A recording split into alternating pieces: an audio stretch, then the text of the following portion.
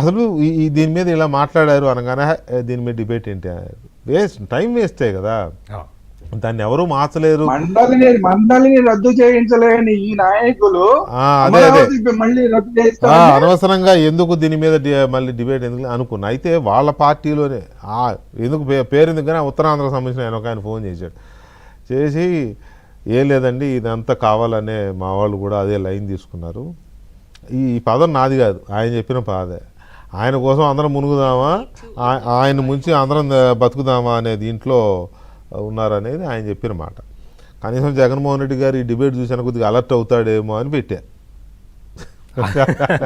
అంటే జగన్మోహన్ రెడ్డి అలర్ట్ కావటం అనేది అది కుదిరే పని కాదు అది. ఎందుకంటే మీ డిబేటు రెగ్యులర్గా చూసినా కానీ కొన్ని విధానాలు కన్నా మార్పులు వస్తాయి, కానీ జగన్మోహన్ రెడ్డి ఒక విధానాన్ని మార్చుకోవటం అనేది కాదు.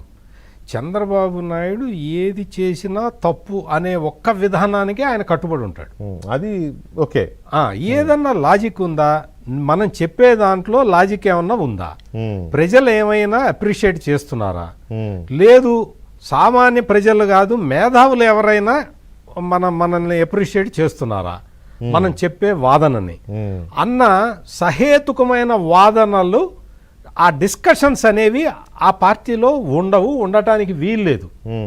అక్కడి నుంచి ఏదో ఒకటి చెబుతారు కొత్త థియరీ, ఆ థియరీని ప్రాపగేట్ చేయాలి. ఒక 2 రోజుల ముందు నుంచి కొంతమంది మేధావులు ఈ వాదన మొదలుపెట్టారు.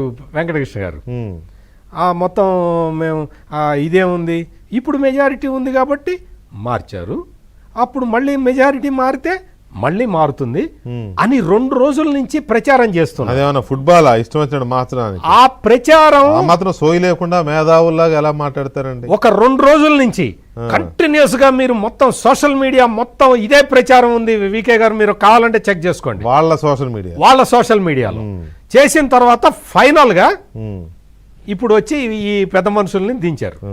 ఈ పెద్ద మనుషుల్ని దించిన తర్వాత వీళ్ళు ఉత్తరాంధ్రలో ఎట్లయినా సరే గెలవాలి అన్న ఒక తాపత్రయం, అంటే ఈ పార్టీ నుంచి కాకపోయినా వైసీపీ వీళ్ళు గెలవాలి, వాళ్ళు గెలవటానికి నాయకులు మాట్లాడుతున్నారు, వీళ్ళు గెలవాలి, జగన్ అయినా ముంచేద్దాం వైసీపీనైనా ముంచేద్దాం, వేరే వాళ్ళతో సంబంధం లేదు వాళ్ళకి, వీళ్ళు గెలవాలి, ఎట్లయినా గెలవాలి. ఈసారి ఓడిపోయి బొత్స సత్యనారాయణ ఉన్నాడు పాపం, నేను అందుకని జగన్ కి తెలవాలి ఆ విషయం అని, వీళ్ళు ఎలాగైనా గెలవాలి ఎట్లయినా గెలవాలి.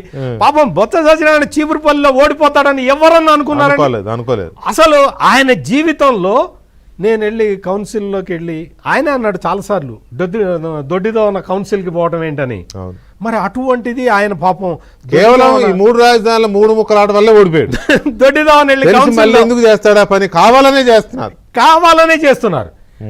ధర్మాన ప్రసాదరావు కూడా అంతే పాపం, ఆయన ఎన్నిసార్లు రెవెన్యూ శాఖ మంత్రిగా చేశాడండి ఉమ్మడి రాష్ట్రంలో. అంత చేసిన తర్వాత వచ్చి జగన్మోహన్ రెడ్డి దగ్గర మీరు రావాలి సార్ ఉత్తరాంధ్ర, అక్కడ రాజధాని పెట్టాలి సార్, మేము అన్యాయం అయిపోయాం సార్, మాకు ఇప్పటివరకు మమ్మల్ని చూసే నాదుడెవడూ లేడు సార్, అది సార్ ఇది సార్ అని చెప్పి ఉత్తరాంధ్ర వెనకబాటుతనం మీద ధర్మాన ప్రసాదరావు అసెంబ్లీలో మాట్లాడటం చూసిన తర్వాత రాష్ట్రంలో మాట్లాడడానికి నోరు రాలేదు అస్సలు. అంటే ఇటువంటి అంటే అవకాశవాదులు వీళ్ళందరూ కూడా మీరు వాళ్ళ వ్యక్తిగత నేచరు తెలిసిన వాడిగా, అబ్జర్వ్ చేస్తున్న వాడిగా, దాదాపుగా 40-44 ఏళ్ల నుంచి నేను అబ్జర్వ్ చేస్తున్నాను కాబట్టి అందుకని మీరు ఈ డిబేట్ పెట్టంగానే నాకు కరెక్ట్ అనిపించింది. ఎందుకు ఈ జగన్మోహన్ రెడ్డి కుట్ర చేస్తున్నారు. కుట్రదారులు అంటే అది రాష్ట్రానికి మంచిదే, వాళ్ళు ఇప్పుడు చేస్తున్న కాన్స్పిరసీ రాష్ట్రానికి మంచిదే, వైసీపీని ఎవరో నాశనం అసలు వీళ్ళు చేసేస్తున్నారు. అది ఆ క్రమంలో చేస్తున్న వ్యాఖ్యలు ఇవన్నీ వాళ్ళకు కూడా చాలా స్పష్టంగా తెలుసు. ఇప్పుడు ఆంధ్రప్రదేశ్ రీఆర్గనైజేషన్ యాక్ట్ 2014ని అందులో ఉమ్మడి ఆంధ్రప్రదేశ్ ఉమ్మడి రాజధాని హైదరాబాద్ అని ఉన్నది. ఆ క్లాజుని సవరించుకోవాల్సిన చట్టబద్ధమైన అనివార్యత ఉన్నది. దాన్ని సవరిస్తున్నారు. దాన్ని సవరించడానికి అమరావతిని క్యాపిటల్గా ఆ ప్లేసులో పెట్టాలి. ఇదొక్కటే జరుగుతున్నది ఇక్కడ. అంతే తప్ప ఇక్కడ ఏదో ప్రజాభిష్టానికి భిన్నంగా జరగట్లా. 3 రాజధానుల బిల్లు పెట్టి ఆ 3 రాజధానుల బిల్లుని ఉపసంహరించుకున్నదే నువ్వు.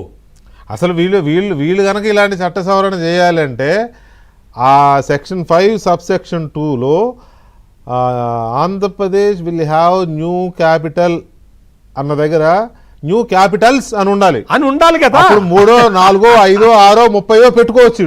ఆడ లేదు క్యాపిటల్స్ అని లేదు. ఎందుకంటే అక్కడ అలాంటి మూర్ఖులు ఎవరు లేరు. ఆ చట్టాన్ని రాసిన వాళ్ళలో క్యాపిటల్స్ అని పెట్టే మూర్ఖులు ఎవరు లేరు కాబట్టి ఏ క్యాపిటల్ అని రాశారు. ఆ ఏ క్యాపిటల్ అంటే ఒకటే రాజధాని. ఇంత చిన్న సూక్ష్మాన్ని ఎందుకు అర్థం చేసుకోలేకపోతున్నారో ఈ మహానుభావులు, ఈ ఘటన సమృద్ధులు నెల మార్చేస్తారు.